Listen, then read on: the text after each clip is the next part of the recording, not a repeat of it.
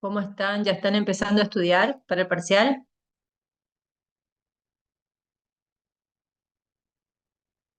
¿Me comentan si se ve, por favor?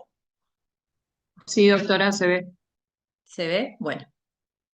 Bueno, si no tienen muchas ganas de charlar, vamos a empezar nomás el teórico, ¿sí?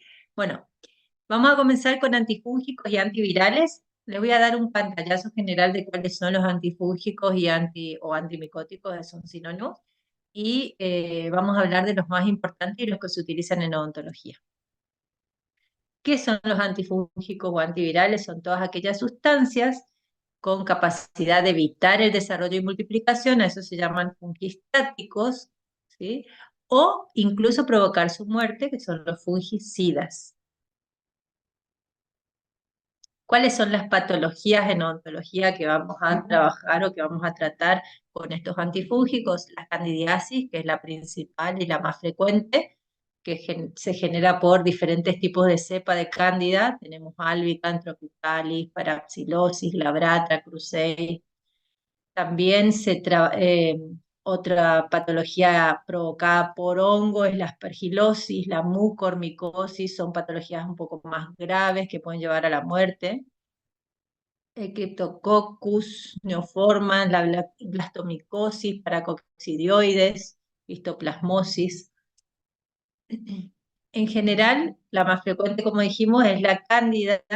La cándida es un hongo saprófito de la cavidad bucal, es decir, que se encuentra habitualmente como microbiota de nuestra cavidad bucal, pero que prolifera a las con características patológicas cuando hay factores predisponentes. Los generales son todos esos factores que van a afectar la inmunidad del paciente, por ejemplo, la diabetes, la leucemia, el SIDA, el uso prolongado de antibióticos, los glucocorticoides, la quimio o radioterapia, las carencias vitamínicas y las locales, la serostomía, la mala oral, las prótesis mal adaptadas, la alteración de la dimensión vertical.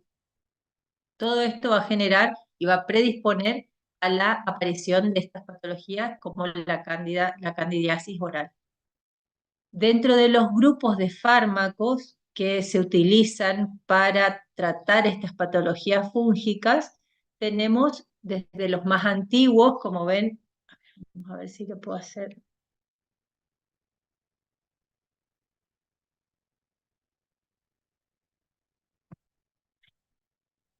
¿Sí? Los polienos son los más antiguos, diferentes tipos de anfotericina que se fue mejorando, la anfotericina B, los diferentes tipos, la más nueva y que está en evaluación es la anfotericina cocleada. Tenemos la nistatina, ay, que acabo de rayar. La nistatina, que lo que hace, se usa actualmente solo, ahí con la flecha, ¿no? De manera tópica. Y la anfotericina solo se utiliza a nivel intrahospitalario para casos graves, ¿sí? Se reserva para eso. Dentro de los azoles, que son un poco más nuevos, los primeros que se produjeron son los imidazoles, como el miconazol, habrán escuchado en general las cremitas tópicas para piel todavía mantienen estos antifúngicos, el miconazol, el ketoconazol, el econazol. Los triazoles, que son una generación más nueva de azoles, son los que se utilizan de manera sistémica, el fluconazol, el itraconazol, el posaconazol o voriconazol. Los más nuevos son las equinocandinas, las alaninas y las pirimidinas, que se reservan para enfermedades sistémicas graves que no son tratadas a nivel oral. ¿Cuál es el mecanismo de acción de los antifúngicos en general? Es atacar la membrana de los hongos, ¿sí? De acuerdo a cuál sea el grupo de fármacos, los polienos lo que van a hacer es unirse al ergosterol, generar poros, y por eso aumenta la permeabilidad de la membrana y mata al hongo por el aumento de permeabilidad. Los azoles lo que hacen es inhibir la síntesis del ergosterol. El ergosterol es como el esterol, el ácido graso de la membrana. Los azoles lo que hacen es entonces inhibir la síntesis de estos ergosteroles, aumentan la porosidad de la membrana y por ende provocan la lisis. Si voy muy rápido o hay algo que no entiendan, no hay problema, me cortan, me levantan la mano, me preguntan lo que quede, lo que quieran preguntar, ¿sí? Dentro de las reacciones adversas, todos estos fármacos tienen reacciones adversas graves, ¿sí? Son fármacos que deben utilizarse con mucho cuidado porque generan mucha hepatotoxicidad, intoxicaciones. Además, se utilizan por periodos bastante prolongados porque los hongos son bastante resistentes a las terapias. Entonces, hay que tener mucho cuidado y un uso muy razonable de estos medicamentos para evitar también las resistencias de los hongos. Las primeras reacciones adversas, como siempre, hipersensibilidad, hepatotoxicidad. Los síntomas de la hepatotoxicidad son hepatitis, orina oscura, dolor abdominal, anorexia, enzimas hepáticas elevadas. La intoxicación por insuficiencia renal. Esto se puede evitar reduciendo la dosis o aumentando el intervalo entre dosis, teniendo en cuenta que la excreción por vía urinaria de todos los fármacos, principalmente los azoles, es de un 60 o un 80%. También hay hipopotasemia, trombocitopenia, eosinofilia. A nivel dermatológico tenemos trastornos exfoliativos, eritemas, ampollas, dermatitis exfoliativa, alopecia. Alopecia es la pérdida de pelo, ¿sí? A nivel gastrointestinal, diarreas, náuseas, vómitos, dolor abdominal. En el embarazo hay que tener mucha precaución porque genera el síndrome de Antley-Bickler, que lo que genera son anomalías craneofaciales y esqueléticas a nivel del feto. Esto se da por dosis alta, tiempo prolongado y en embarazos tempranos. Este es un cuadrito que compara tanto el fluconazol como el itraconazol. Estos son triazoles. En cuanto a reacciones adversas, es como para que vean y que tengan una imagen más gráfica de las reacciones adversas. Por ejemplo, acá en náuseas de gastrointestinal se da más en el itraconazol que el fluconazol. Este es un gráfico de una revisión del 2020 y acá está el link por si lo quieren ver al artículo. Las interacciones de los azoles, como siempre les digo, interacciones, los azoles en sí son inhibidores del citocromo P450, 3A4. Entonces, todos los fármacos que se metabolicen por este citocromo van a tener afectada su metabolismo o su farmacocinética, ¿sí? Todos estos fármacos generan interacciones con los azoles. La cipradina o primosina también es metabolizada por el citocromo y por eso va a prolongarse el intervalo QT y va a haber arritmia ventricular y puede generar muerte súbita. El alfentanilo o fentanilo, la metadona, que son todos opiáceos, se va a producir un aumento de la sedación y la depresión respiratoria. También hay que tener en cuenta que producen con ciclosporina nefrotoxicidad, con rifampicina, que la rifampicina es un inductor del citocromo, va a aumentar el metabolismo del fluconazol, y con anfotericina B, que es un polieno. Como vimos, el mecanismo de acción de la anfotericina es afectar el ergosterol de la membrana, y como los azoles inhiben la síntesis del ergosterol, o sea, es un fungistático, va a afectar la acción de la anfotericina.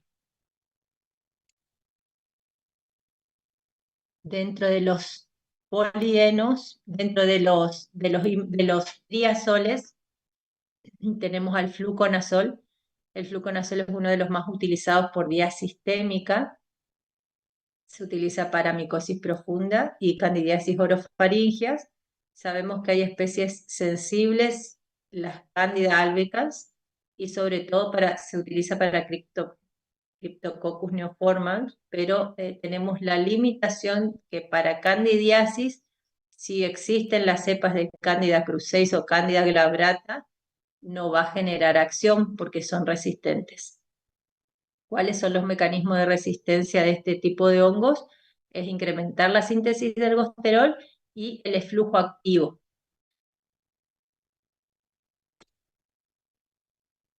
En cuanto a la farmacocinética del fluconazol, se puede administrar tanto por vía oral como por vía intravenosa. La absorción gastrointestinal es rápida y casi completa, a diferencia de los imidazoles. La comida no lo afecta, el pH gástrico tampoco. La biodisponibilidad del fluconazol es superior al 90% en ayuna, es menos lipofílico que los imidazoles, o sea que el ketoconazol, que el miconazol, que son los primeros y más antiguos. La vida media es de 1 a 2 horas, la unión a proteínas es baja y las concentraciones séricas van a aumentar cuando aumente la dosis, ¿sí? La distribución es amplia en todos los tejidos, es similar al plasma en saliva, en esputo, en uñas, ampollas, secreciones vaginales, 10 veces mayor en orina y piel, y de 50 a 94% en que las concentraciones plasmáticas en el líquido cefalorraquídeo. Esto hay que tener muy en cuenta para ese tipo de patologías que afectan a nivel encefálico. El metabolismo es escaso, el metabolismo del primer paso es escaso, entonces hay que tener en cuenta para las patologías hepáticas no los afectan directamente, las disfunciones hepáticas no tienen efecto. La eliminación renal se produce de un 60 a un 80% sin cambio y también hay excreción biliar en menores dosis. La disfunción renal sí va a afectar la vida media y va a aumentar las concentraciones plasmáticas. La semivida de eliminación del plasma en adultos con función normal es de 30 horas. Esto nos interesa para saber el intervalo de dosis, por eso el fluconazol y todos los triazoles en general se dan 1 vez por día. Acá tenemos entonces las dosis de fluconazol. Para candidiasis, por vía oral, se va a dar 100 miligramos día y el tratamiento se realiza hasta 2 semanas después de la remisión de los síntomas. Esto vamos a dar un poquito más desarrollado en terapéutica en quinto, ¿sí? Toda la parte de terapia. Se presenta esta página. Está muy linda para cuando tengan que hacer recetas. Esta es una página que le da el Vademecum de Argentina todas las presentaciones comerciales y las marcas comerciales que hay de fármacos en Argentina. Las presentaciones vienen de comprimidos por 50, por 100 y por 200 miligramos y las suspensiones por 100 miligramos por mililitro y de 40 miligramos por mililitro. El itraconazol es otro triazol que está indicado como alternativa de la candidiasis oral porque es 10 veces más activo que el fluconazol y es sensible a la Candida krusei y Candida glabrata. Se utiliza para profilaxis en pacientes inmunodeprimidos, está reservada para las micosis sistémicas y también está reservado para, se lo utiliza luego el tratamiento con anfotericina a nivel intrahospitalario, después de que pasa el estado grave, como tratamiento ambulatorio en histoplasmosis y blastomicosis. Hay que tener en cuenta que produce daños a nivel cardíaco y hepático, por eso hay que tener mucha precaución en pacientes con insuficiencia cardíaca y antecedentes hepáticos. La dosis en adultos es comprimidos de 100 a 200 miligramos día, en un lapso mínimo de 14 días y máximo de 28 días.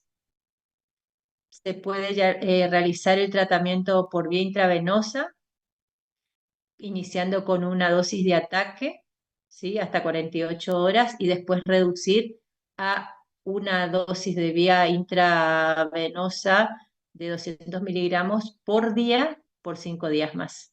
Y después cambiamos a vía oral hasta 2 semanas después de superar el tratamiento.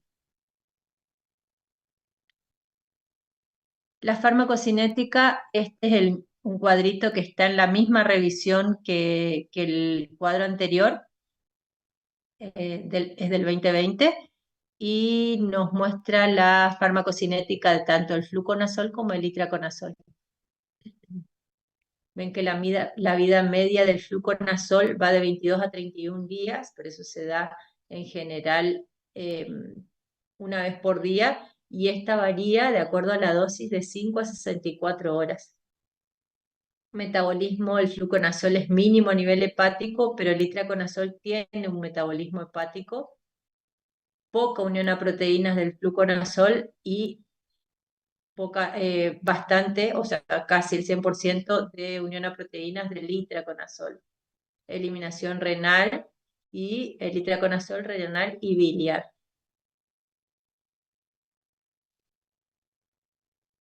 A nivel de los fármacos antimicóticos de uso tópico, tenemos dentro de los imidazoles el miconazol, que se reserva más para piel que para mucosa.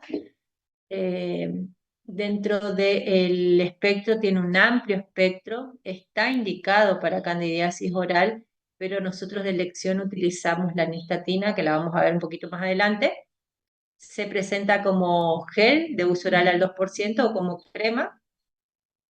Si la fórmula es de nitrato de miconazol a nivel tópico, tenemos la característica de que no se absorbe por piel. Y esto sería una ventaja porque el miconazol, todos los imidazoles y todos los azoles en general, son bastante tóxicos. Entonces, que no se absorba es una ventaja en este caso. La polosología se da en crema para piel 2 veces al día con una previa higiene de la zona, y el gel oral se da 4 veces al día, manteniendo el mayor tiempo posible en boca. Como dijimos, la nistatina es el fármaco de elección para las candidiasis mucocutáneas y la palatitis subplaca, generada por hongos, ¿sí? La administración es tópica. La característica también de la nistatina es que se absorbe poco por piel y mucosa intacta, que es una característica que le genera una ventaja porque es un fármaco tóxico a nivel sistémico. Se excreta, si es absorbida casi completamente, como fármaco inalterado. Dependientemente de la dosis, puede ser fungistático a dosis baja o fungicida a altas dosis. Se presenta en suspensión oral de 100.000 unidades internacionales por mililitros. Acá ven las presentaciones comerciales que hay en Argentina. En grajeas o cremas. Ustedes saben que estas presentaciones pueden ser de uso oral como vaginal, por eso también a veces vienen en cápsulas intravaginales. Para dosis de adultos se utiliza de 2 a 4 millones de unidades día, y como vimos que la presentación comercial son por cada mililitro 100.000 unidades internacionales, entonces se daría como ejemplo 6 mililitros, que daría 600.000 unidades en cada enjuague cada 6 horas, 4 veces por día, que nos da un total de 2.400 unidades internacionales día, ¿sí? Estamos dentro del rango terapéutico. La duración del tratamiento con nistatina es de hasta 48 horas después de desaparecidos los síntomas, y máximo de 14 días. Las consideraciones de este fármaco de uso tópico puede llegar a utilizarse en embarazadas y en lactantes, porque como dijimos no se absorbe por vía tópica, entonces es seguro. Hay que tener en cuenta que genera antagonismo con la clorhexidina, o sea, hay que alejarlo o un mínimo de 2 horas entre el uso tópico de nistatina y de clorhexidina. Una vez que se utiliza como colutorio, como enjuague. Se tiene que tener el mayor tiempo posible en boca, y si tenemos la duda de que hay una infección a nivel faríngeo, este fármaco se lo puede tragar. Como no se absorbe, eso pasa por vía digestiva y se elimina, como dijimos, inalterado por las heces. Así que puede ser de uso tópico, se hace buches y se escupe si es a nivel bien localizado, y si tenemos alguna duda de que es faríngeo, se lo puede ingerir. Hay que tener en cuenta que en estas patologías, si son pacientes adultos y tienen prótesis dentales, hay que indicarle todos los cuidados propios de las prótesis y desinfectar tanto prótesis como cepillos y chupetes si son niños pequeños, ¿sí? Que están cursando con esta infección, porque todo eso aumenta o mantiene la infección en este paciente. Sí, es aconsejable que los cepillos los descarten y una vez terminado el tratamiento renueven sus cepillos, es lo ideal. Las desinfecciones de prótesis saben que es con un cepillo aparte, siempre con jabón neutro, nunca con pastas dentales para evitar rayarlas. Y los chupetes desinfectarlos con agua y jabón y con agua hervida, si es posible, el enjuague. Las reacciones adversas, se produce intolerancia digestiva, náuseas, vómitos, diarrea, sabor amargo, irritación en la piel en caso de que sea tópico a nivel de piel, dermatitis de contacto. A mí me gusta hablar y siempre les hablo de los excipientes porque son medicamentos que no solo tienen principios activos. La nistatina tiene sacarosa, ¿sí? Tiene lactosa, tiene etanol. Todos los pacientes que sean intolerantes tanto a la sacarosa o a la lactosa tienen que tener en cuenta esto. Y el etanol, los pacientes que están en terapias de alcoholismo también tienen que tener en cuenta que la nistatina contiene etanol. Otra cosa que no es menos importante es que siempre, siempre cuando vienen las suspensiones, estos tienen que homogenizar la suspensión porque decanta y entonces no tiene la dosis correcta en toda la solución.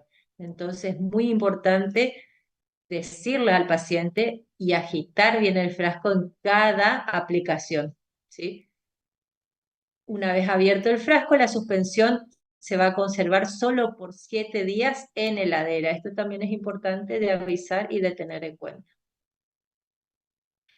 Actualmente, esto es para que sepan, en odontología no los ocupamos, estos son estudios nuevos de fármacos nuevos reservados para patologías sistémicas, pero son las equinocandinas nuevas que hay, que son la resafungina, el intervalo de dosis más práctico, que se da una vez por semana, el Ibrexan Fungerp, que está estudiado fuera de etiqueta, o sea que tiene una nueva función. El Fosmanogepix, este es un antimicótico en investigación, es lo último que se está estudiando. Ahí tienen el trabajito de investigación por si quieren ver un poquito más. Y recordar que el uso racional de los antifúngicos es una responsabilidad de todos.